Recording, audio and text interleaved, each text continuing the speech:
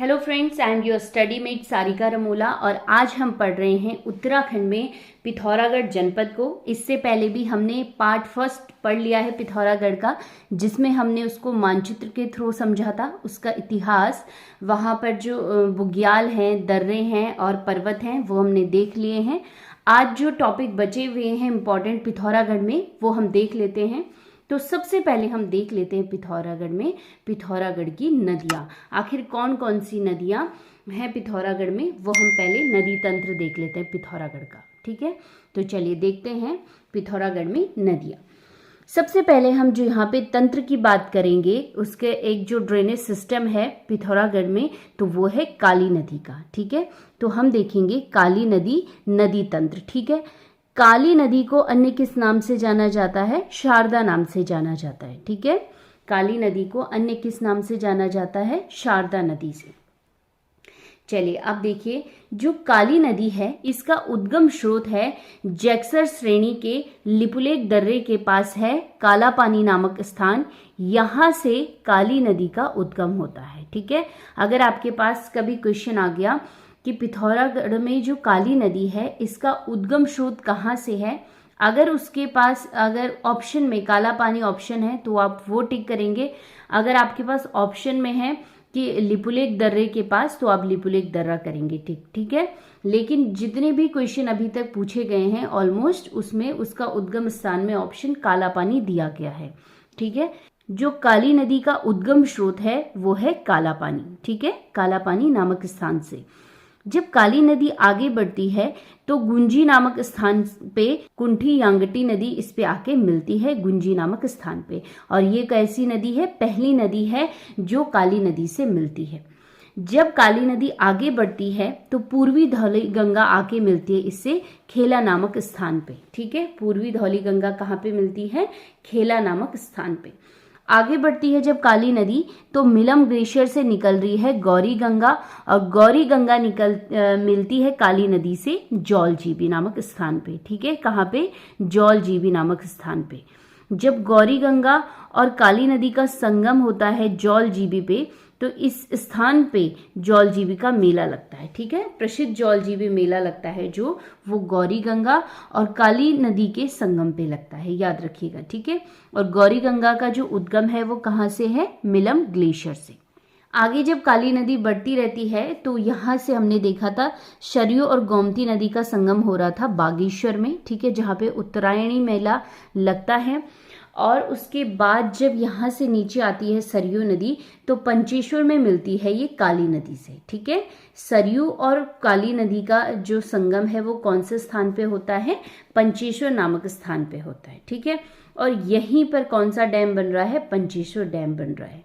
आगे जब आती है काली नदी तो उस पे मिलती है उत्तराखंड की अंतिम नदी जो है लधिया नदी।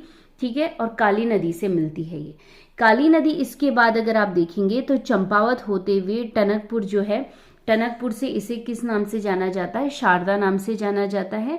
उसके बाद ये प्रवेश करती है कहाँ पे? नेपाल में। ठीक है, कहाँ पे प्रवेश करती है? किस देश में? नेपाल में प्रवेश करती है।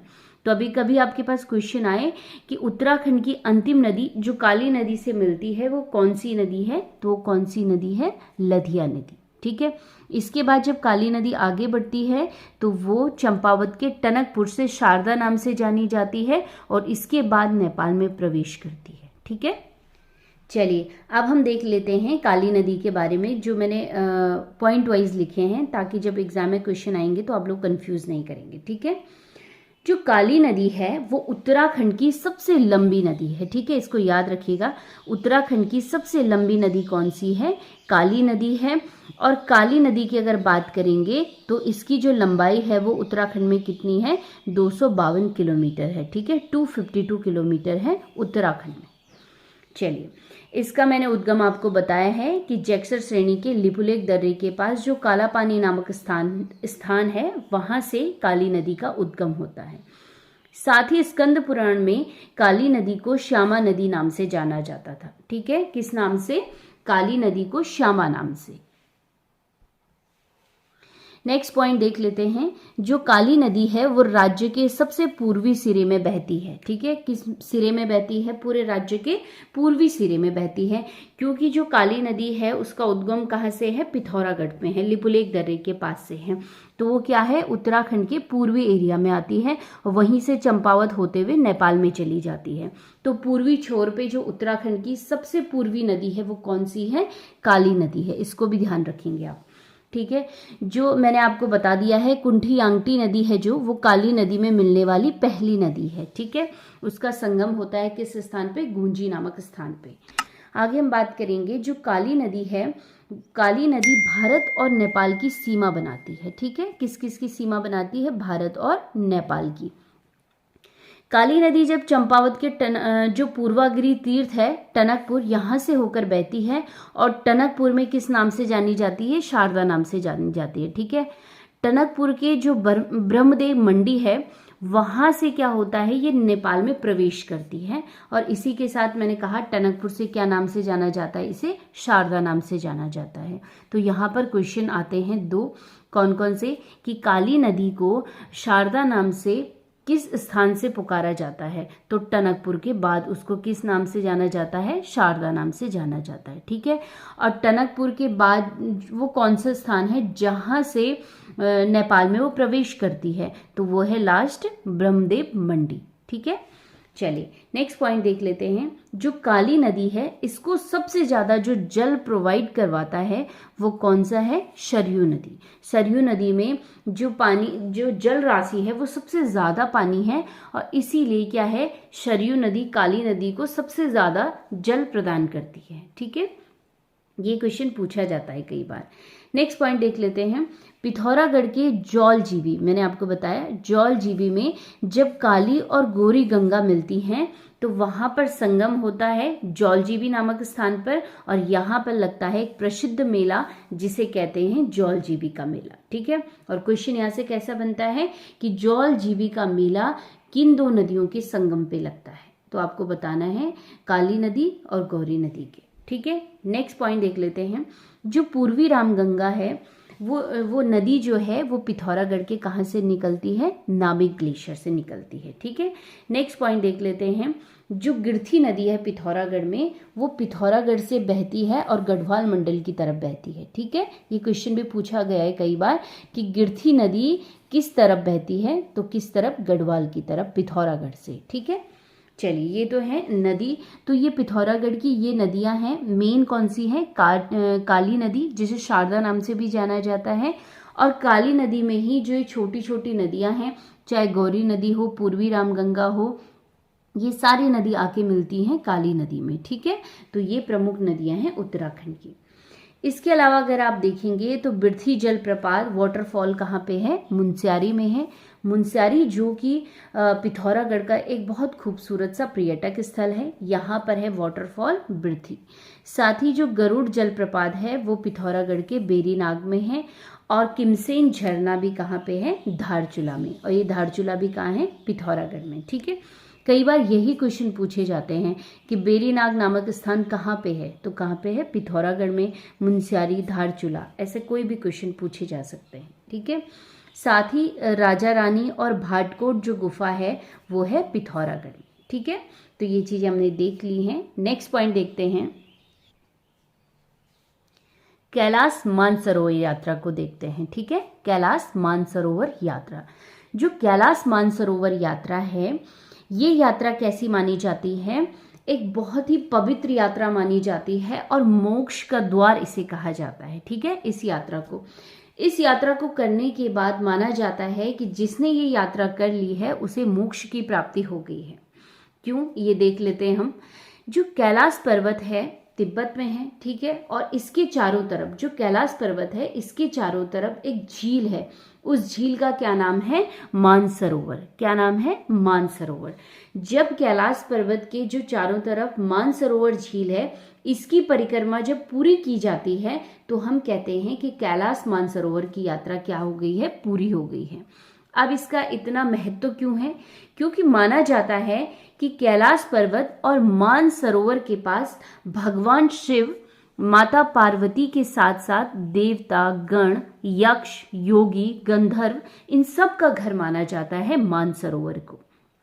ठीक है, इसीलिए माना जाता है कि जिसने इस यात्रा को पूरा कर लिया है उसने मोक्ष का द्वार भी प्राप्त कर लिया है। ठीक है, इसीलिए कैलाश मानसरोवर यात्रा को और क्या कहा जाता है, मोक्ष का द्वार भी कहा जाता है। ठीक है, अब जो ये यात्रा है, इस यात्रा को पूरा करवाता है कुमाऊं मंडल विकास निगम और भारतीय विदेश मंत्रालय और आईटीबीपी।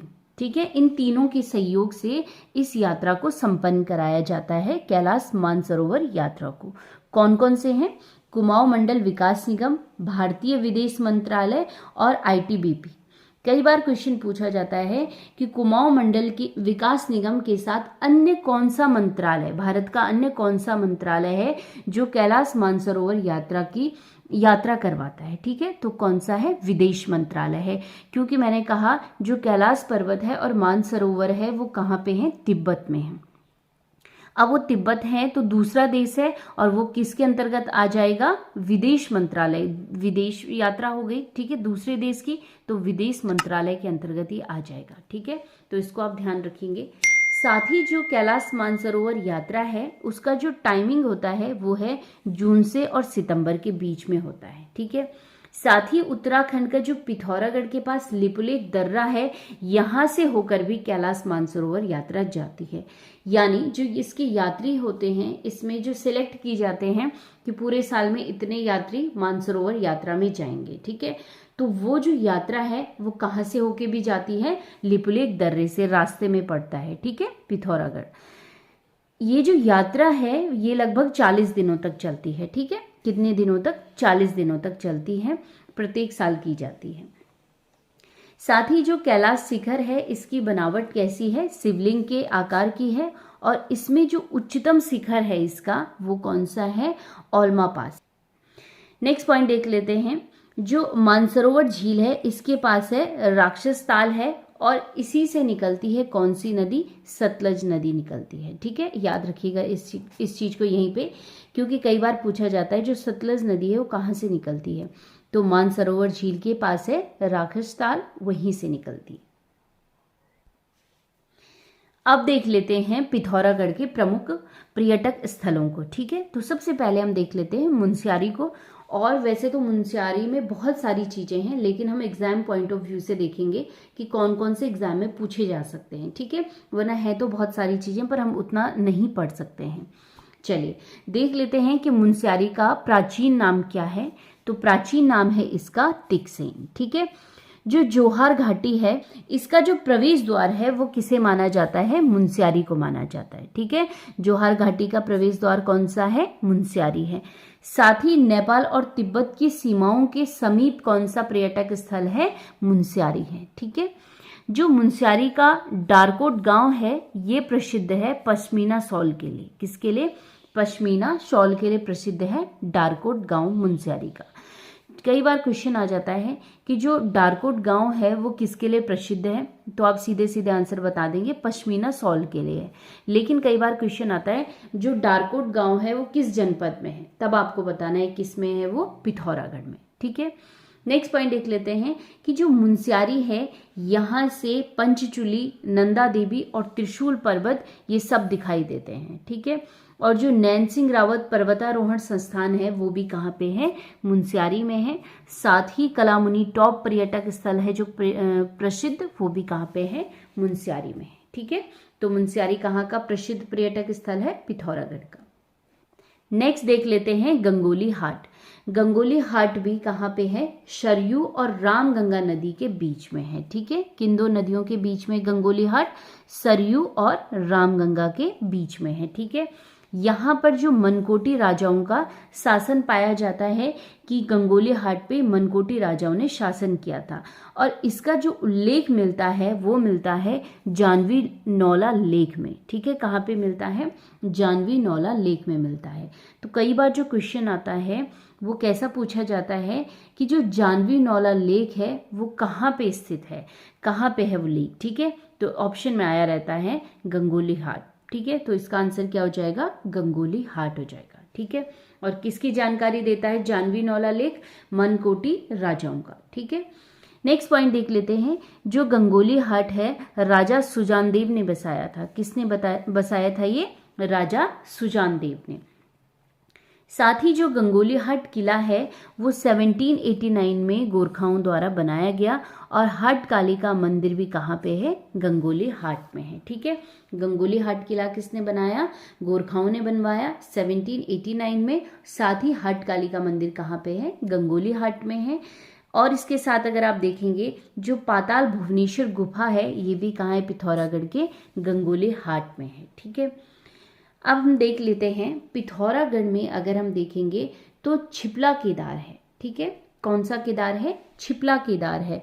तो छिपला केदार है वो मुनस्यारी और धारचूला के लोगों के लिए ऐसा महत्व रखता है जैसा हरिद्वार है। ठीक है, जैसे और लोग हैं, चाहे गढ़वाल के हों या कुमाऊं के हों, हरिद्वार जैसा महत्व रखता है, वैसा ही महत्व मुनस्यारी और धारचूला के लोगों के लिए छिपला केदार रखता है। ठीक है, नेक्स्ट पॉइंट देख लेते हैं, जो बेरी नाग है ये नाग देवता का मंदिर है और कहाँ पर स्थित है? पिथौरागढ़ में। ठीक है, नेक्स्ट पॉइंट है, पिथौरागढ़ का जो कोटगाड़ी मंदिर है वो न्याय की देवी के नाम से भी जाना जाता है। ठीक है, पिथौरागढ़ की न्याय की देवी किसे कहा जाता है? कोटगाड़ी मंदिर को। ठीक है, नेक्स्ट है गुरना माता मंदिर। ये इसलिए प्रसिद्ध है क्योंकि ये बनाया गया है पाषाण शैली से, तो इसीलिए इसको पाषाण देवी मंदिर भी कहा जाता है। ठीक है, इसके अलावा नकुलेश्वर, कपिलेश्वर और अर्जुनेश्वर मंदिर भी कहाँ हैं? पिथौरागढ़ में है। और इनकी जो शैली है बनाने की वो कैसी है? खजुराहो शैली में बने हुए हैं। ठीक है, नेक्स्ट पॉइंट देख लेते हैं, जो पिथौरागढ़ में कोटली का विष्णु मंदिर है इसे 2019 में सरकार ने विश्व धरोहर घोषित किया है। ठीक है, किस मंदिर को? पिथौरागढ़ के कोटली का विश्व मंदिर। ठीक है, नेक्स्ट देख लेते हैं रामेश्वर तीर्थ। जो रामेश्वर तीर्थ है यहाँ पर भगवान शिव का मंदिर है और ये राम गंगा और सरयू नदी के संगम पे है, और साथ ही मकर संक्रांति के दिन यहाँ पर एक भव्य मेले का आयोजन किया जाता है। ठीक है, चलिए नेक्स्ट देख लेते हैं कामाख्या देवी मंदिर। ठीक है, जो कामाख्या देवी का मंदिर है उसका जो मेन मंदिर है वो कहाँ पे है? गुवाहाटी असम में है। ठीक है, और एक अन्य मंदिर है वो कहाँ पे है? पिथौरागढ़ में। लेकिन मेन मंदिर की बात करेंगे तो कहाँ पे है? गुवाहाटी और असम में, उत्तराखंड में, पिथौरागढ़ में। ठीक है, जो कामाख्या देवी है इसे कामाक्षा देवी के नाम से भी जाना जाता है, और ये गंगोली हाट के कसूली नामक स्थान पे है। ठीक है, इसे याद रखिएगा, कहाँ पे है? कसूली नामक स्थान पे है। इसका निर्माण करवाया था मदन शर्मा ने 1972 में। ठीक है, चलिए और इम्पोर्टेंट पॉइंट देख लेते हैं पिथौरागढ़ का। थल मेला, जो थल मेले की शुरुआत हुई वो 13 अप्रैल 1940 को पिथौरागढ़ में हुई थी, और जलियांवाला बाग कांड दिवस के रूप में इसे मनाया जाता है। ठीक है, नेक्स्ट पॉइंट देख लेते हैं जौलजीबी मेला। जौलजीबी का मेला मैंने आपको बताया काली और गौरी गंगा के संगम पे लगता है। ठीक है, जो कहाँ पे है? डीडी हाट में है। नेक्स्ट देख लेते हैं, जौलजीबी मेले की शुरुआत की थी गजेंद्र बहादुर ने, और कब की थी? 1914 में। ठीक है, जौलजीबी मेले की शुरुआत किसने की थी? गजेंद्र बहादुर ने 1914 में। नेक्स्ट पॉइंट देख लेते हैं, बहुत इंपॉर्टेंट है और कई बार एग्जाम में पूछा गया है, कंडाली उत्सव। ठीक है, कौन सा उत्सव? कंडाली उत्सव पूछा जाता है। कंडाली उत्सव किस जनपद में मनाया जाता है? तो वो है पिथौरागढ़ में, और पिथौरागढ़ की जनजातियों द्वारा प्रत्येक 12 वर्ष में इस उत्सव का आयोजन किया जाता है। ठीक है, तो क्वेश्चन आएगा कि जो कंडाली उत्सव है वो पिथौरागढ़ में किसके द्वारा मनाया जाता है? तो जनजातियों द्वारा, और कितने वर्ष में? 12 वर्ष में। ठीक है, बेसिकली यहाँ पे क्वेश्चन आता है कि कंडाली उत्सव किस जनपद में मनाया जाता है, तो आपको आंसर बताना है पिथौरागढ़। नेक्स्ट पॉइंट देख लेते हैं, हिल यात्रा। ठीक है, जो हिल यात्रा है इसे नेपाल में इंद्र यात्रा के नाम से भी जाना जाता है, और पिथौरागढ़ की जो शौर घाटी है इसमें धान रोपाई के समय पर स्वांग नृत्य किया जाता है। ठीक है, कौन सा नृत्य? स्वांग नृत्य किया जाता है, और तब मनाया जाता है कौन सा उत्सव? हिल यात्रा उत्सव। ठीक है, साथ ही जो हिल यात्रा का अर्थ है उसका अर्थ है दलदली जगह पर किए जाने वाला एक खेल है। ठीक है, किस स्थान पे? दलदली जगह पे। और दलदली जगह कब होती है? बेसिकली जब धान की रोपाई की जाती है उस टाइम पे। ठीक है, तो यहाँ से क्वेश्चन कैसे पूछा जाता है कि हिल यात्रा कहाँ मनाई जाती है उत्सव, और किस टाइम पे मनाई जाती है। ठीक है, तो धान रोपाई के समय पे। ठीक है, इसका जो मुख्य कलाकार है वो लखिया भूत है। नेक्स्ट पॉइंट देख लेते हैं, नैनी सैनी हवाई अड्डा। क्या देखते हैं? नैनी सैनी हवाई अड्डा। अब आप देखिए, जो पिथौरागढ़ है ये भी हवाई पट्टी से जुड़ा हुआ है, यानी हवाई यातायात यहाँ पे होता है। और यहाँ पे कौन सा हवाई अड्डा है? नैनी सैनी हवाई अड्डा है। ठीक है, इसकी स्थापना हुई थी 1991 में। पिथौरागढ़ में कब स्थापना हुई इसकी? 1991 में। ठीक है, और सामरिक दृष्टिकोण से ये बहुत महत्वपूर्ण है सुरक्षा की दृष्टि से। ठीक है, क्योंकि दूसरा देश लग जाता है यहाँ से, कौन कौन से? चीन भी और नेपाल भी। ठीक है, तो नैनी सैनी हवाई अड्डा कहाँ पे है? पिथौरागढ़ में। नेक्स्ट हम देख लेते हैं पिथौरागढ़ के प्रमुख व्यक्तित्व के बारे में, कौन कौन से व्यक्ति यहाँ के प्रमुख रहे हैं। सबसे पहले हम बात करेंगे मुनस्यारी के पंडित नैन सिंह रावत की, जो उत्तराखंड के राज्य के पहले सर्वेयर हैं, यानी सर्वे करने वाले। ठीक है, इनका जो अन्य नाम है वो क्या नाम है? मौलिक पंडित। क्या नाम कहा जाता है इनको? अन्य नाम से किस नाम से जाना जाता है? मौलिक पंडित के नाम से। ठीक है, इन्होंने नेपाल सीमा से और लहासा तक सर्वेक्षण किया था। ठीक है, सर्वे कहाँ से कहाँ तक किया था? नेपाल सीमा से लेकर लहासा तक किया था।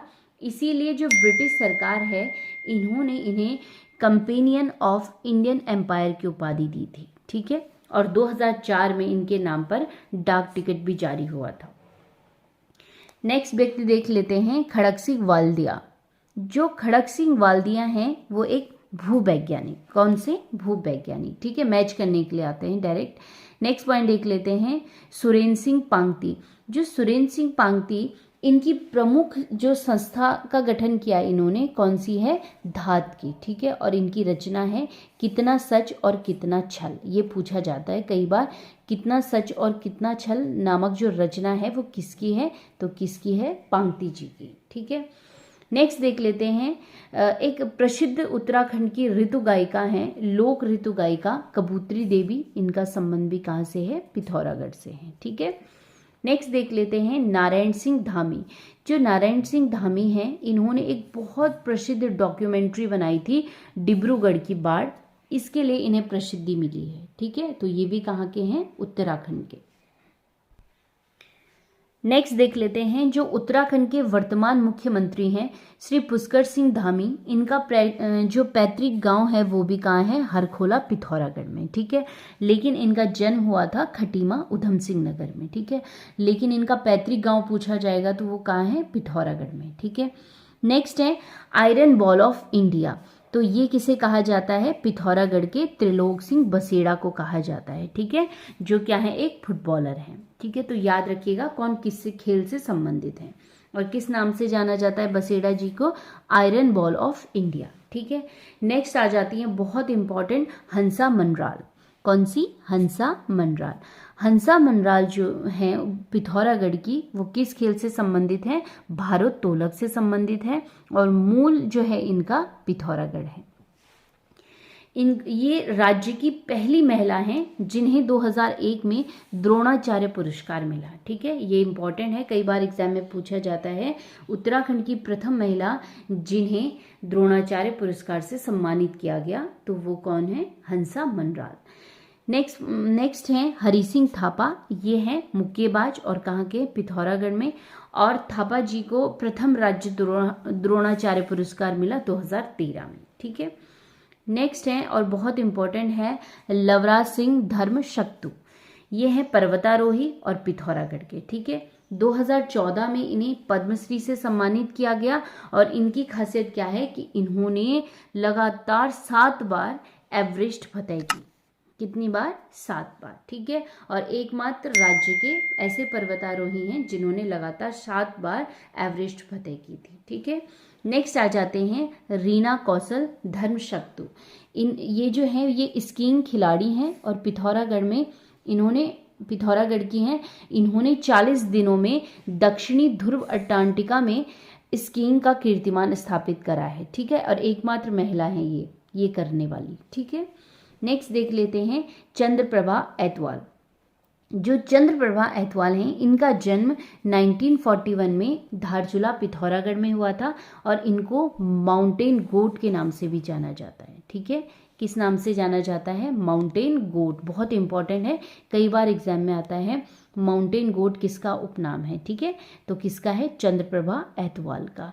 जन्म कहाँ हुआ? धारचूला पिथौरागढ़ में, ठीक है।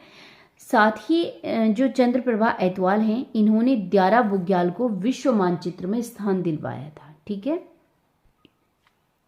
जो चंद्रप्रभा ऐतवाल हैं, इन्होंने दुनिया की 32 चोटियों को फतेह किया है, ठीक है, और हजारों लोगों को पर्वतारोहण के लिए प्रेरित किया है। साथ ही आपको याद होगा कि बछेंद्री पाल ने, जो उनका एक ग्रुप था 1984 में, वो एवरेस्ट फतेह के लिए गई थी, तो उसमें चंद्रप्रभा ऐतवाल भी थी, लेकिन वो पहुंचने ही वाले थे कि मौसम खराब होने के कारण उनको वापस आना पड़ा था, ठीक है। साथ ही 2009 में चंद्रप्रभा ऐतवाल को Tenzing Norgay national adventure award दिया गया, ठीक है, ये याद रखिएगा, बहुत बार एग्जाम में पूछा जाता है, ठीक है। तो चंद्रप्रभा ऐतवाल कहाँ की? धारचूला पिथौरागढ़ की, और नाम क्या है इनका? उपनाम माउंटेन गोट के नाम से इनको जाना जाता है, ठीक है। तो फ्रेंड्स, ये है उत्तराखंड से रिलेटेड इंपॉर्टेंट पॉइंट, जो एग्जाम पॉइंट ऑफ व्यू से बहुत इंपॉर्टेंट है। और आपने जैसे अभी सुना होगा, जैसे मैं पढ़ा रही हूँ, तो बहुत सारे क्वेश्चन यहाँ से पूछे भी जाते हैं, ठीक है। जैसे काली नदी, उत्तराखंड की सबसे लंबी नदी, चंद्रप्रभा ऐतवाल से लेके हंसा मनराल से लेके, और यहाँ के जो पर्वत हैं, नदियाँ हैं और प्रमुख व्यक्ति हैं, पर्यटक स्थल हैं, यहाँ से बहुत सारे क्वेश्चन एग्जाम में पूछे जाते हैं। तो आने वाले दिनों में जो एग्ज़ाम होने वाले हैं उत्तराखंड के, उसके लिए आप लोगों के लिए बहुत इंपॉर्टेंट वीडियो होने वाला है, तो आप इसको पूरा देखिएगा। अगर आपको पसंद आता है तो प्लीज़ इसे लाइक और शेयर जरूर कीजिएगा। मिलते हैं नेक्स्ट वीडियो में, तब तक के लिए धन्यवाद।